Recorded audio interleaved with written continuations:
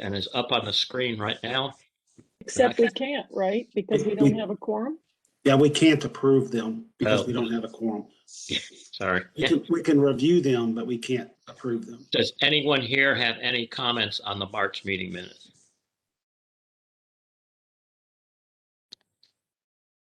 I mean, there's not much there. It's pretty straightforward. It's pretty straightforward and simple, so I'm okay with them if everybody else is. Okay, so we'll hold off on approving them. Although I do have a clarifying question. Okay. Item 3A1, what materials / commodities are best or least controversial for separation or collection? What the hell do we mean by controversial? To whom? Anybody remember? I kind of do. I'm not sure about how we use that word, but I thought it had something to do with whether how much people wanted to or didn't want to. Was that had something? If I was there and I don't remember. Yeah. But maybe we should discuss that again and come up with a word that we can more confidently connect to what we're trying to say or ask. Well, it's like like some people now, plastics is such a big, I would call it a controversial thing. Some people think it can't be recycled. Some people don't want to touch it. Some people want to do more with it. So I don't know if we meant it in those terms. Brian, can you help? Do you remember anything about that or? No, I think you're on the right track, Greg. I think it had to do with ease and convenience of recycling. I'm probably paraphrasing. Yeah. But, what would be easiest to put through a processing center, I guess. Right. Like I would call scrap steel pretty much non-controversial. Yeah. But when you start getting into mixed plastics, there's controversy. So maybe that's what. So maybe we need to use words like practical, or maybe we need to talk in terms of there's an established infrastructure versus we're kind of limping, something like that. But I'd like to use something a lot clearer than controversial. Okay. Is it something that we can go back and look at the video and make sure that we get the intent of the committee at the time of that You're meeting? glutton for punishment, yeah. Yeah. Thank you for volunteering. No. I'm not volunteering. Someone all right. But I think you were on a right path, Sarah. I'm just not sure if we could substitute one word or no, not one. You want to say some phrase, yeah. It could be something like I say, established infrastructure for collection and processing. It could be something like most readily processed by the industry, has the most markets for. There's all kinds of things we could be using to separate things out. Gotcha. Matt Smith has joined us, so now we have a quorum. That's right. I was going to say, thank you. Hey, Matt? Is the quorum 5 of 8? Is that what it is? Majority. Yes. Yeah, just majority, right? Yeah. Mm-hmm. Simple. Are you sure Matt's on this? Yeah, he's on. Yeah, he's waving. Yeah. Okay. Okay. I'm pretty sure it's not a dummy. Yeah.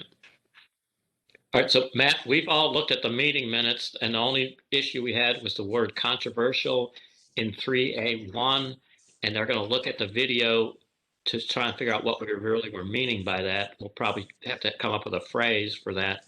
Are there any issues you had with the March meeting minutes? No? Okay. And do we not just want to fix the problem with controversial today rather than making somebody go back and listen to the tape?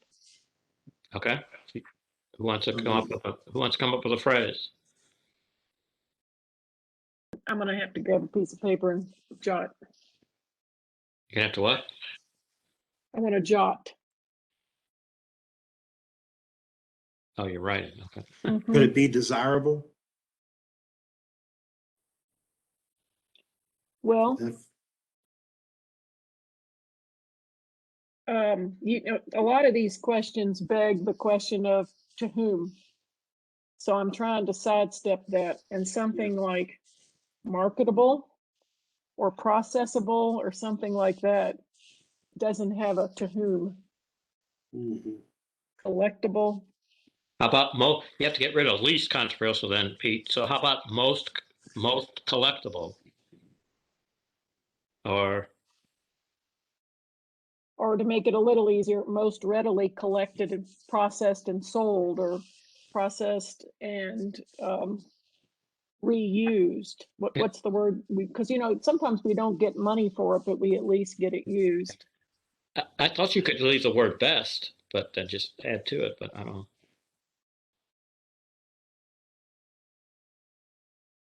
Yeah, I would say our best and most readily accessible, right? Okay.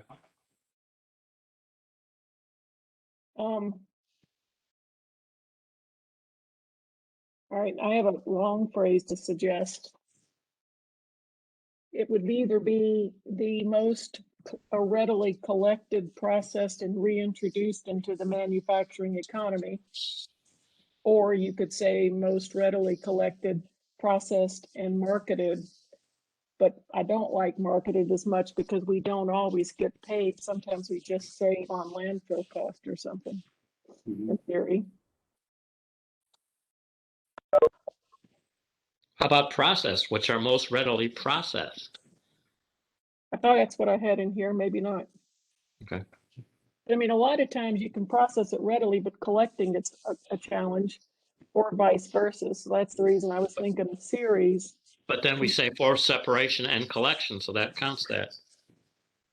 The sentence has separation and collection at the end. Does it? Yes. So now the sentence as it stands says, what materials / commodities are best and most readily processed for separation and collection? I don't see any harm in doing best or least. If we think there's going to be things in that category, but yes.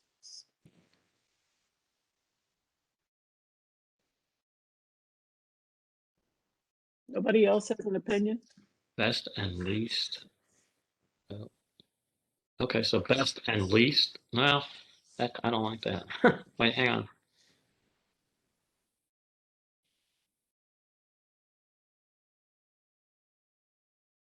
Well, how about leave it like it is.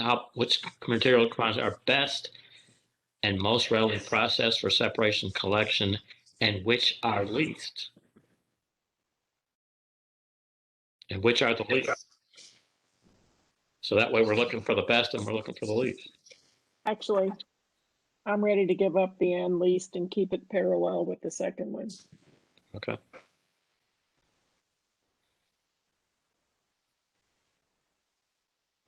Nobody else has an opinion?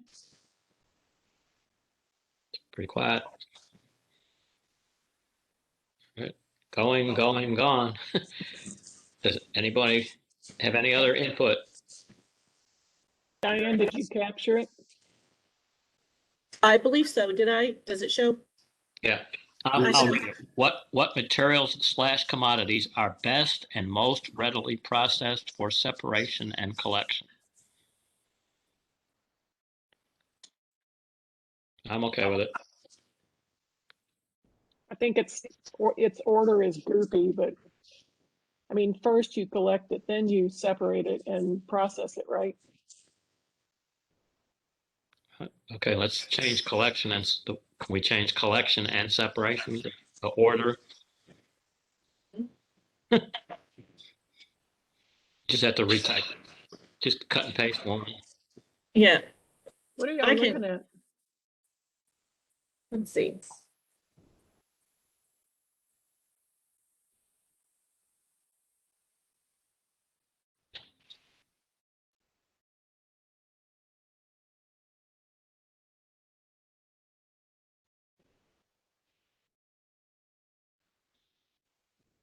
It's easier to just retype, huh?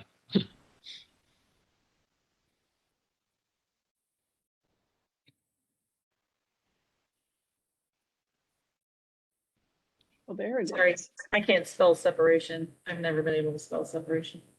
We had it right before. Separ, Separation. How's it sound now? because it's right. What materials / commodities are best and most readily processed for collection and separation?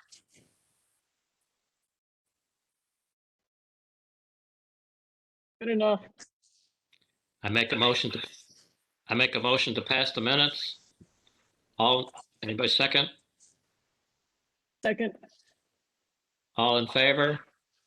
Aye. Any opposed? The minutes are passed. All right, next. Yay. Now we go to the agenda.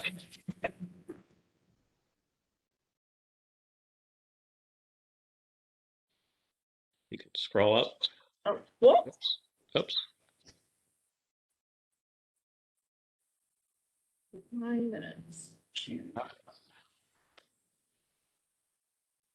Whoops. Whoops. I was just about to read. There it is. I don't Not on the It's screen. okay. I'll get in. I don't see it on our screen. I've seen everybody's happy faces.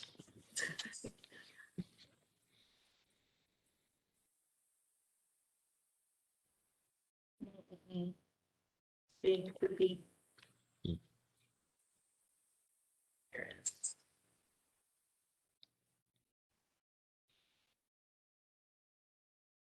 Well, Can you see it? Yes. Great. you have to scroll it up though a little bit. Okay. So there's 2 action items. The first one is discuss what materials or commodities may be recoverable in high enough volumes and value for self-hauls to easily source separate. It seems like the no-brainers are aluminum and cardboard.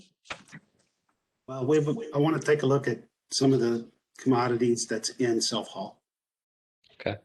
So Diane, There if is- you can go to the okay. presentation.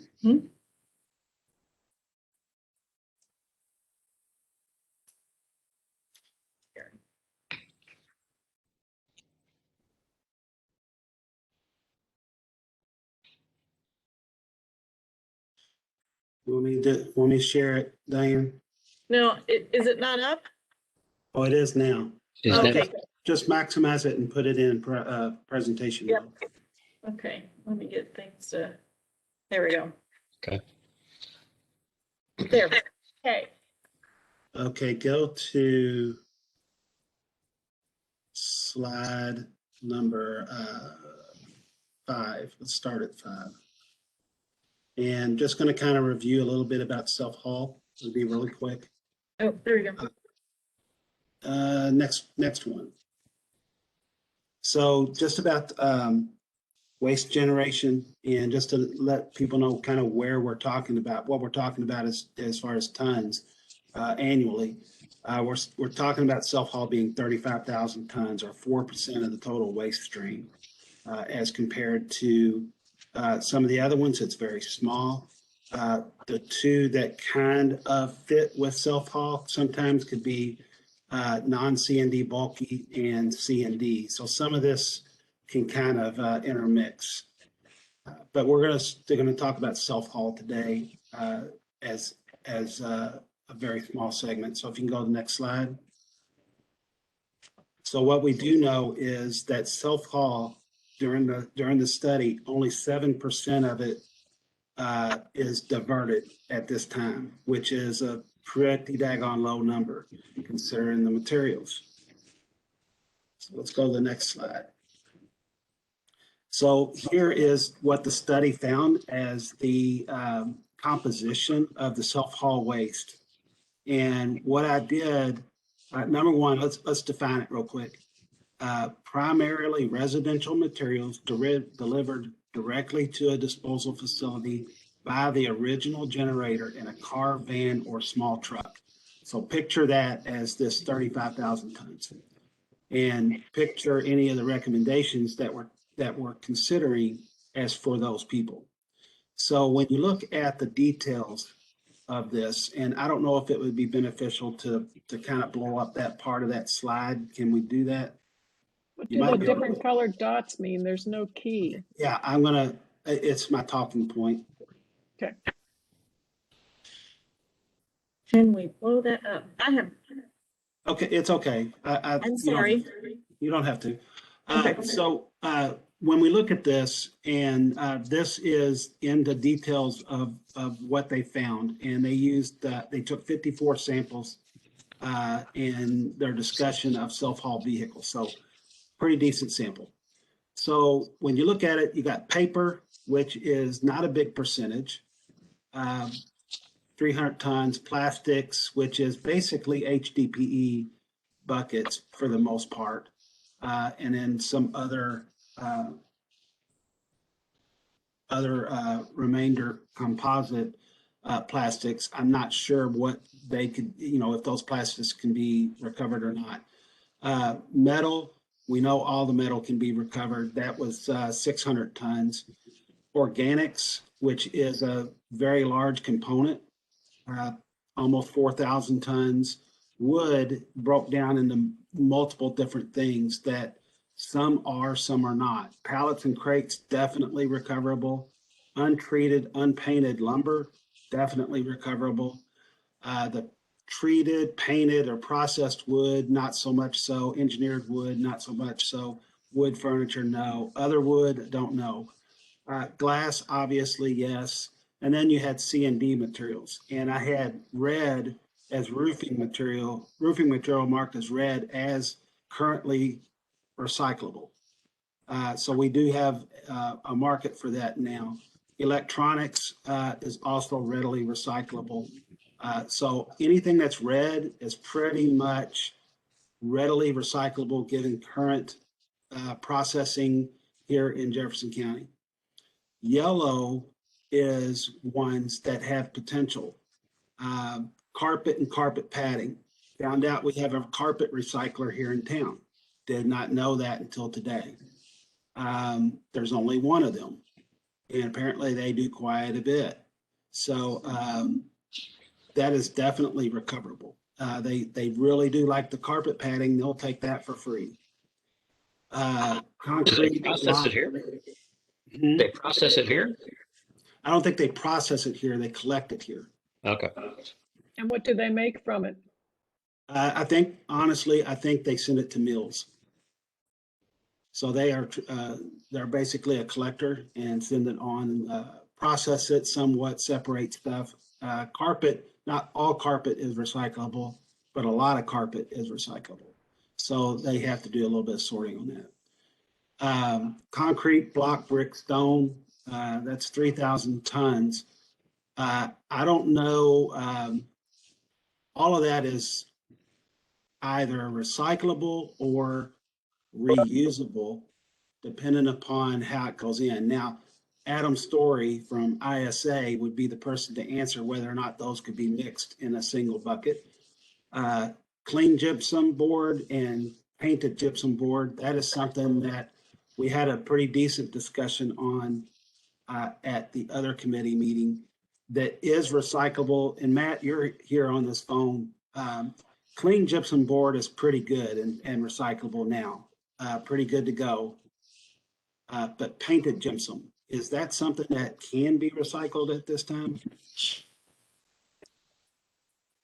Hey, Pete, Yeah. okay, I'll make sure I'm jumping in here correctly. My screen's going in and out. You asked me a question, so ask your question, but then I want to talk to you about the wood real quick.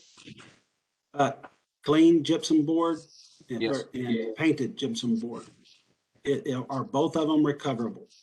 Clean is, I have to change my process a little bit, but clean is, painted is not, because the rules and regulations make you test that for lead on every piece, and it's not feasible to do that. Clean, yes. Okay. And that's going to be ground and spread on agricultural ground. In this area, that's a little bit more of a challenge because we don't have the large agricultural grounds they do like in northern Indiana, but it is feasible. Okay. Dirt, sand, and gravel is definitely something that's reusable. You know, obviously we talked about electronics. The one thing I put down here in green is HHW, which was 59 tons. That is currently going into the landfill, which is something that we definitely do not want.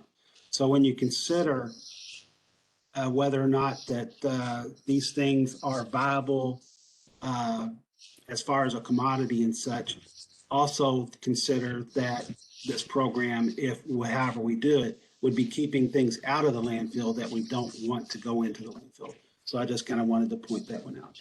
So What's HHW? I'm stuck on household waste. Household hazardous household waste. hazardous Hazardous waste. waste. Got it. Got it. Next slide, Diane. Hey, Pete. Yes, sir. Yeah, you wanted to come back to that. I'm sorry. Yeah, engineered wood. In my term of engineered wood, and I don't know what they did, I can recycle that. You can take engineered wood. Yes, most engineers would. There's a difference. In same way with your treated, painted, and processed wood, treated and painted generally no. Some of the painted and processed wood, I'm going to guess 50% of that volume, if we process it correctly, I can recycle now. So does it come down to things like you can manage polyurethane but not paint? It has how you process it, what state you process it in, and where it's sold to. So there's some certain concrete kilns and things like that now that can take some of that higher end processed wood. We just have to make sure that we process it in the right state. For example, I legally cannot process in the state of Indiana without a solid waste permit. Okay, I am unsure what Kentucky's laws are. So it's very likely that I can grind at one of my sites in Louisville. I just can't grind in Indiana. So those are orange because my guess is 50% of that I can recycle. You know, the Okay. other thought I have is that if the Cosmos Cement, what do we call it now, CEMEX, if they can burn tires, they can probably burn a few of these other items if it will process through their equipment without bunging it up. Well, I can tell you, CEMEX at one point was considering refuse-derived fuel. It was between CEMEX here and another one down in,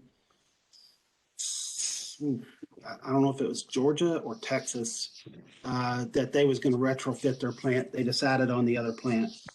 I don't know that it's not something that they have not considered doing. I know that they do have some issues with tires to where they go down a lot. That, you know, that might be a viable thing that when the tires are going out, they might be able to use refuse-derived fuel. So I don't know. That'd be something to create that engineered fuel would be good. I thought they were only interested in liquid, so-called refuse-derived fuel. Am I wrong on that, or is what you're talking about more recent than when I was paying attention to it? This was probably about 3 years ago that Okay, they that's was much more considering. recent. And much it more was more of a solid, more of a pellet, engineered for BTU content and to keep certain items out that would create chlorine, I believe. Mm-hmm. So anyway, that's the makeup of it. Let's go to the next slide. Well, maybe.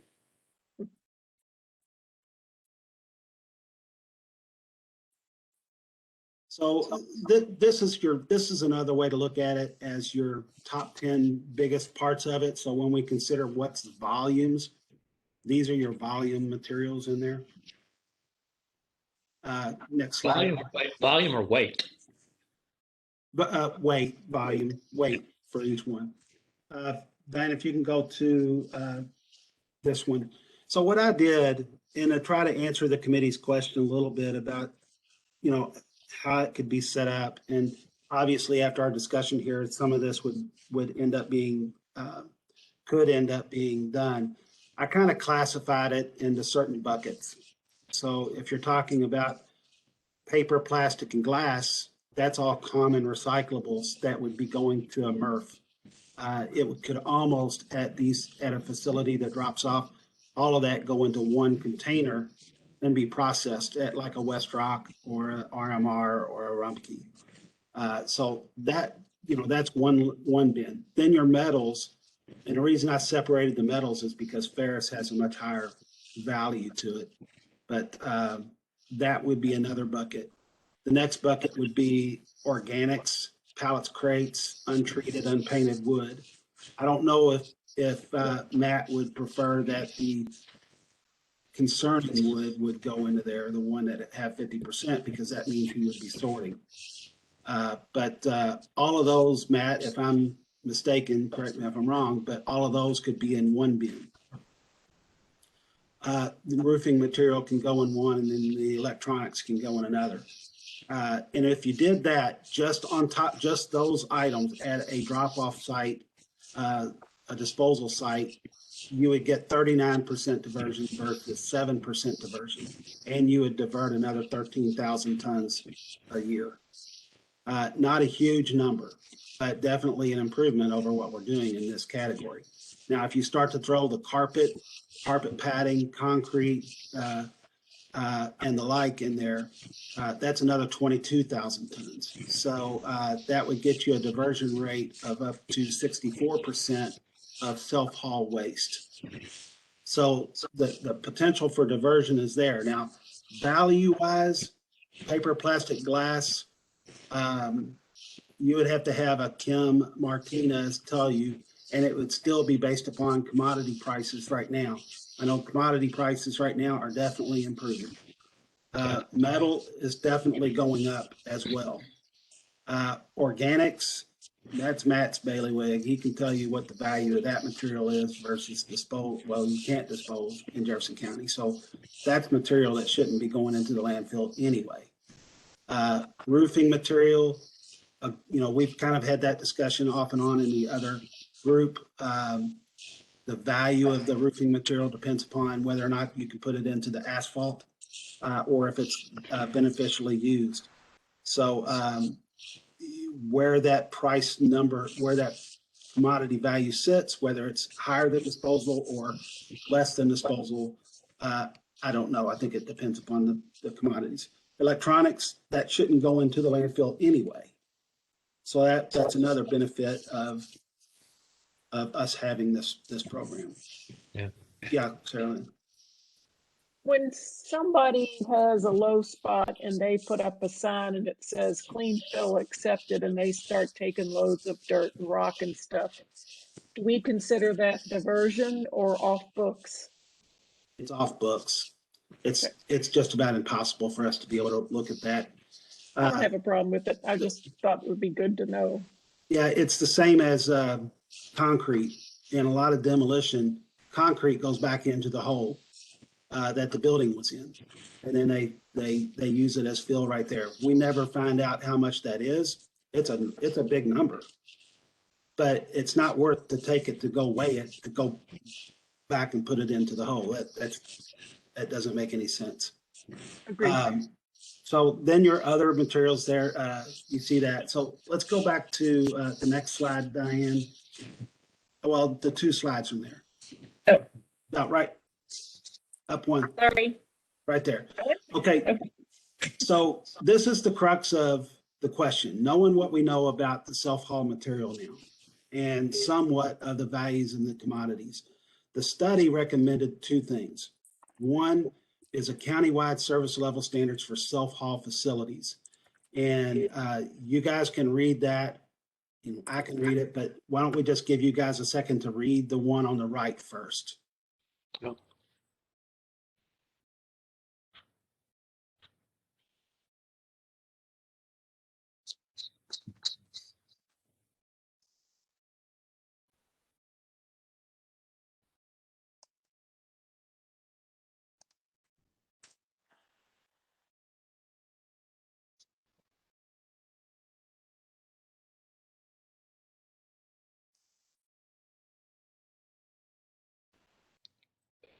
Looks good to me, I understand. Sarah Lynn's got her finger in the air.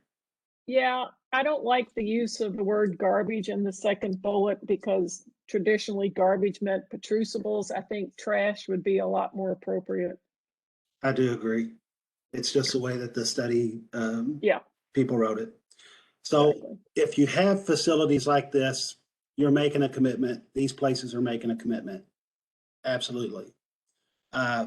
So you want to make sure people are going to use it. So that comes on to the second part, which is the self-haul separation requirement, which requires customers to separate these materials at these sites. And the gentle enforcement by city. I wanted to ask what to find gentle enforcement White Well, gloves. or gently enforced. to me, that means a very strong education-based enforcement where you make sure somebody understands what they're supposed to do. And if they still just don't do it, then you hit them with the stick. You know, it's one of those, most people do the right thing if they know what they're supposed to do. So, But aren't we talking that they get different pay? In other words, they pay so much to haul to be disposed at the landfill and so much to be recycled, whatever word we want to use. right. Well, that goes back into the countywide service level standards part of it, because what they're saying is that well, so let's see if I can find where they say it. Are The these last- sites, is always a person at these sites? Well, there's a person at all of these sites anyway, because they're transfer stations or landfills. The WRC is included in this. Okay. And what this is saying is, it's not that you can't charge more than what it costs for disposal. So that you know that means that you could be subsidizing the cost of recycling through the disposal of the regular garbage. Now, some of these things have a better value than disposal. So at that point, I don't know where a transfer station comes out in price wise, but they can definitely cover their cost by adjusting their rates accordingly. It'd be interesting to see where that is and commodities going up and down. Sometimes it's going to be good, sometimes it might be bad, just like recycling at the curb now. So basically, that's where we're at with self-haul. And we've talked about the pop-up drop-off events, and they similarly do a lot of this already, but just done at an event base. Is it better to continue to do it that way? Or is it better to have in-place infrastructure at these sites? Or both. Or both? That's the question. So, the WRC is already doing a lot of this. Maybe not as, they take metals for free. They take electronics for free. They take tires for free. They take a lot of this stuff at the WRC for free anyway. But that's not, we don't have the greatest amount of room, but that's on the other side of things when you talk about a Rumpke transfer station or a Republic's transfer station. That means that they have to have space for this to happen. Yep. So, any questions about what we've done? It looks like a very good start and introduction for it. I appreciate it. Yep. I guess now what's, I don't think, is there any questions from the group or any disagreement or discussion? Do we have a list of who would have to do implementation if we were to adopt these service standards? Well, basically, could it's see. the people that I already mentioned. it would be the landfill, it would be Rumpke, it would be Republic, and it would be the WRC. But would that come from the 109 board having to pass some, I hate to use any words, rules or ordinances, or what would be that process? I like the term service level standard. The Service choices, standard. the choices are, as far as implementing this, is voluntary program. It could be a regulation that requires both of these or one of these. It could be passing it on to Metro Council to do ordinance to require one or both of these. So that would be the options that I would see. As a Obviously, as a subcommittee, wouldn't our job to be to recommend this to the committee, the advisory committee, who would Yes. then would recommend to the 109 board, who would make the decision how to implement, but we should perhaps tell them what we think would be the best way to do that, right? yes. Mr. Chairman and Pete, I wanted to remind everybody, is anybody with any of those organizations on this subcommittee call? That's a very good question, yeah. No, not Is at there this anybody time. on? Well, the chairman of the 109 board reminded us that we have to vet that with all interested stakeholders. So we Okay. need to get the stakeholders involved in these discussions so that we could get feedback from them. They could answer the questions Right. that we were asking about what they're doing now. That's an excellent point, Brian. I guess my only question would be, do we do that at the subcommittee level or take it to the entire advisory committee? That's a think good that if- question. It'd either be one or the other. Yeah. It should be us because, you know, if the whole committee has to do everything, why bother having a committee? I mean, Subcommittee. at the subcommittee, if the committee has to do everything, there's no reason to have a subcommittee. Okay, I'm okay with this. I'm okay with the subcommittee doing it, yeah. Here's where we're at. We're sitting here and we're talking about what we want to take on since Right. we've come back from after COVID. So we're kind of talking about what do we want to take on and do. So I'm not suggesting that we make something that we're going to pass to the advisory committee right now. What Okay. I'm saying is this something that this subcommittee wants to pursue? And obviously, yes, we have to have stakeholders in here. And with this recommendation that the consultants came up with, it probably has the smallest set of stakeholders of about anything. So it's probably a little bit more simple than many of the recommendations. Would the process be bringing them onto our next subcommittee meeting? I believe so.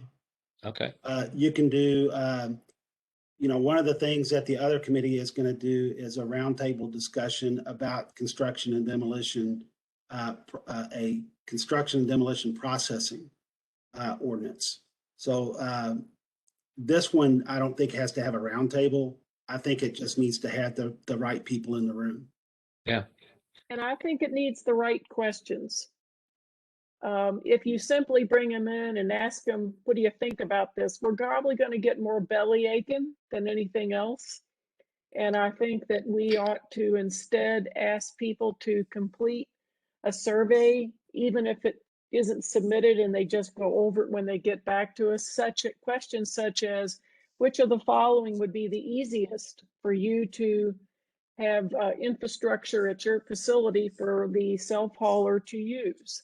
Something like that.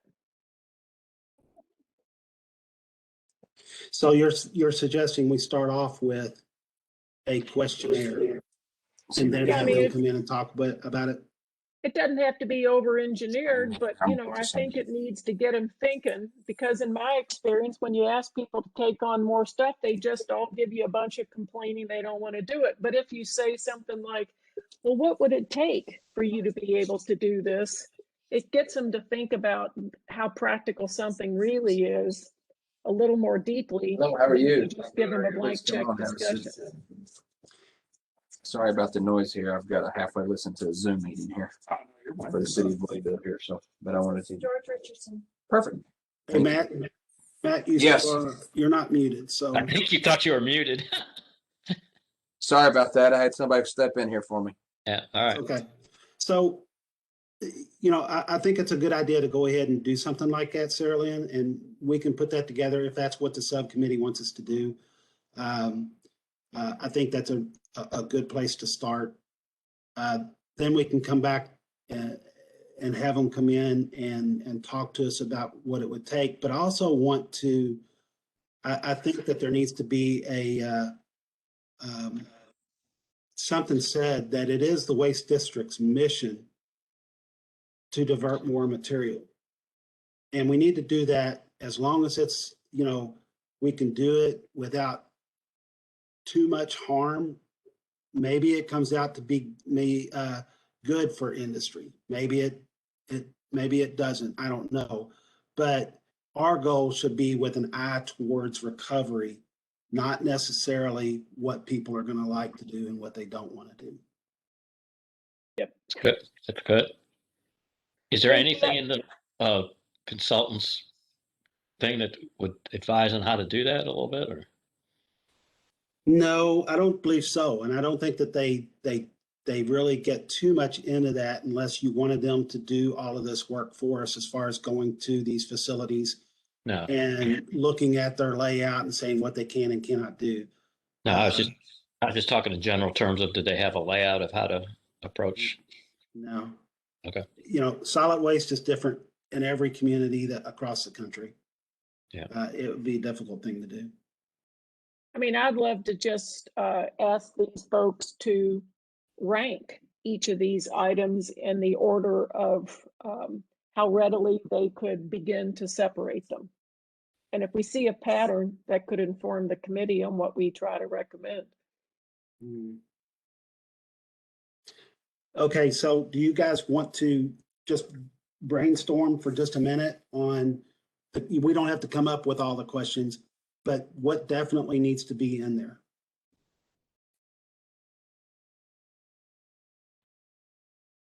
I think I would say something like, what might preclude you from offering the following recycling options to your self-hauling customers?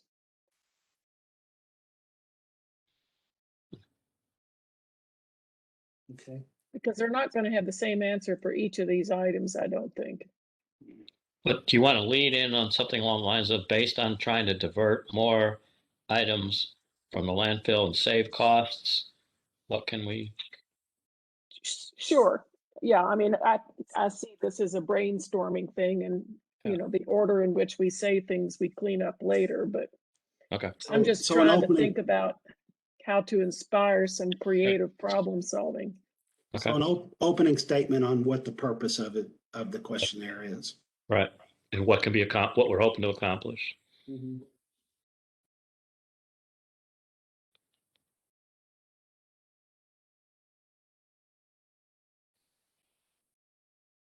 Well, If we could staff can ask put them that something together. like, we could ask them something like, for which of the following items do you have an available market?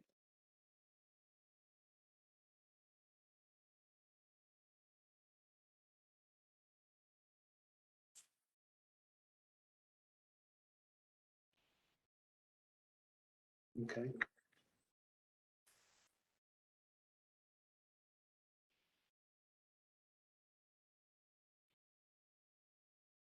Would we ask them if they have any suggestions for how they would do it? To give them open creativity to say, They'll tell us, that would be great. It seems like a pretty competitive bunch on some occasions, but well, if I they're think that willing they to have, share. they might not want to do something, give away secrets, but I think that they might have, they have a lot of experience in it. They may have some ideas that we don't know. Mhm. So sometimes it's just best to ask them, what would you do? Well, that's what I'm trying to do. I think open-ended questions will get better answers. Okay. I'm just trying to frame the question to be problem-solving oriented rather than an invitation to get a bad attitude. a resistant attitude. Mr. Chairman, I was just rereading these service level standards. And I think we're having a good discussion because when it states throughout the county will result in a highly cost-effective increase in tons recovered. And then in the second paragraph, items for recycling and composting at fees less than the fee for garbage disposal. Yeah. That really needs to come from our stakeholders. They're going to know more about that than we are, and we need to go to school on their knowledge. That's why I asked if anybody was on the call from these organizations, because we need some direction from our stakeholders on that. I agree. Believe. I agree. Yeah. One of the things that kind of makes me think about what you said, Brian, it's a good point. Volume of regular trash coming in versus volume of this self-haul. Volume of regular trash is going to dwarf this Right. big time. Right.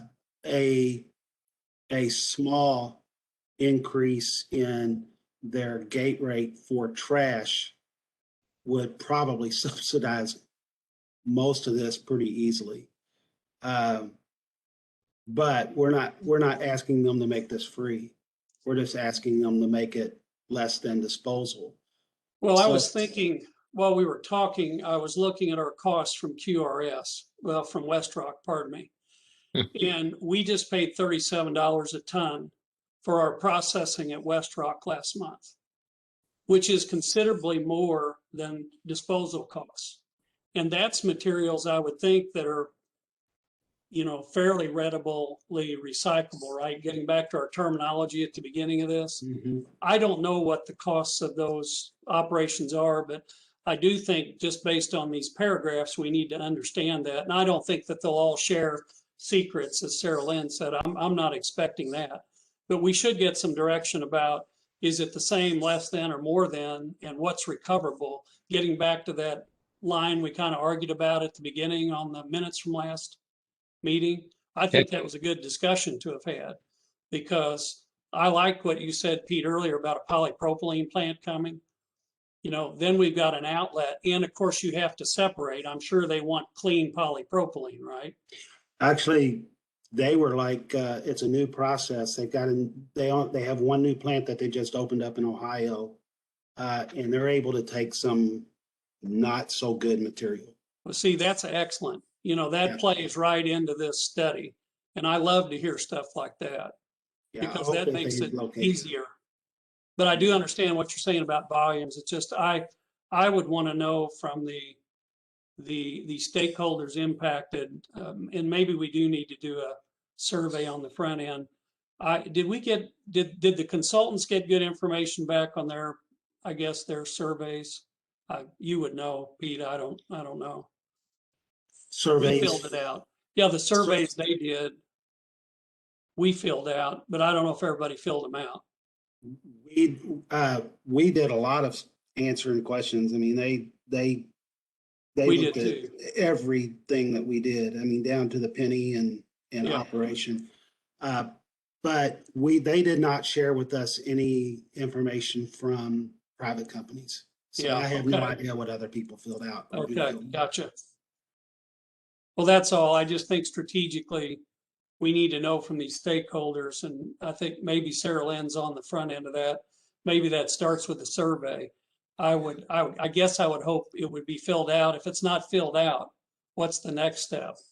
In-person meeting? I'm not suggesting that they have to fill it out. I'm suggesting that they think about the questions and be prepared to discuss them before they come. That's a good point. Right. That's good. I mean, if they write them, that's great, but Yeah, that's a good point. Would another question about their infrastructure and capabilities to locate these things be something that we consider? Because upper level transfer is not a big facility. Do they have room for this? What are you talking about? Oh, poplar level. Poplar level transfer. So I don't know who else is familiar with poplar level transfer, but whether or not that they can do that would be I think one of the questions that we have, So Rumpke's pretty big facility. It's why I'm suggesting that we consider asking them to rank these items in the order in which they could most readily take them on. Well, that's a good point. And again, if everybody comes back with generally the same order, it helps us to figure out where we draw a line and say, this is what you have to do. Mhm. Gotcha. It's a compromise or something that might develop. Well, from where we're at, and I know we're close to our cutoff point. Yeah. What I would say is if the committee wants us to move forward with creating something, a questionnaire or something like that, and to go ahead and make contacts with people to gauge their interest, we can do that. I just need you guys to give us that task to do, and be very explicit about what you guys want us to do. I think it's necessary, as Brian said, that we need to get their involvement, and that's the first step. So, anybody, I think it's necessary. So You asked a really anybody, good question about logistics, Pete. I ran PLT, and as you know, it's landlocked. That's something we don't know for sure, what's available by way of spacing or separation. But I would say when I was responsible for it, we had a small area for yard waste, on that west-hand side of the property. And that was all we had. There was no other space available. And of course, I know, is Metro still using that, Pete? I don't think so. Not like If we're, yeah. if we're talking about the same spot, I don't think so. Okay. Yeah. And what I'm saying is it's a very good question to raise, and that's stuff we're just going to have to know, to make good decisions. I mean, Okay. if you built one of those today, all the standards have changed. Mhm. So, yeah, that's a good question you raised. That's all. Well, I think I know what the committee wants, and we can work on it. If you guys have anything that you think needs to be in this questionnaire, shoot it to us and we can put it together. We can send it to people in an email, but it can't be a vote that this is what we want to do. But people can say, yeah, this is probably, you guys are heading in the right direction. Now, do we want to wait till we come back and meet again before you guys approve this questionnaire?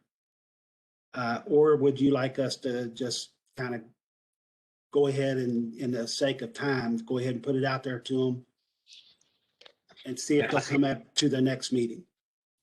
I'm okay with that. If you send it to us and if anybody has objections, they could say it. If anybody has any recommendations, they can add them. And only give us a few days to turn it around. Right, because if we wait till the next meeting, then it's going to be the next meeting.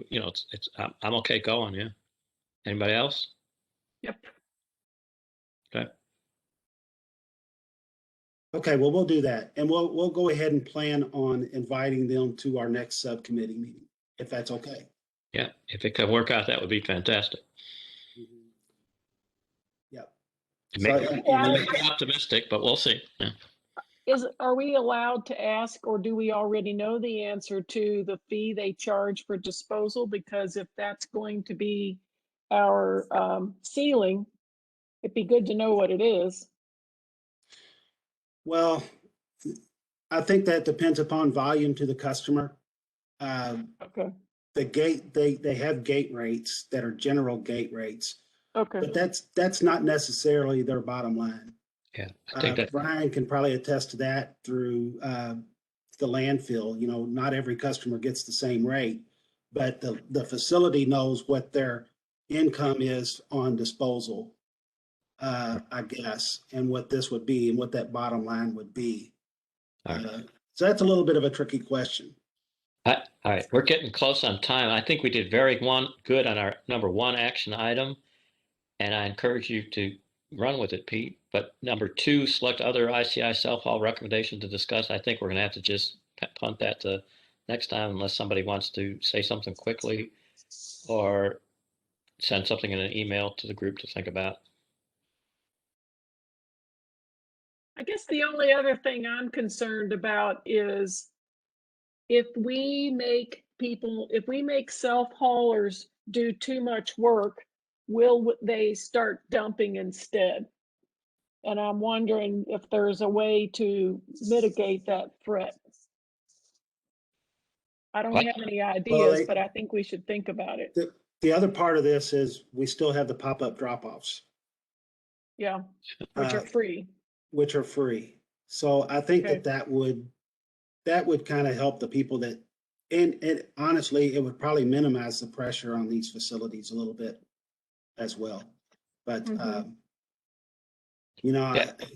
I don't And think it's going to increase illegal dumping, no. Good. Yeah.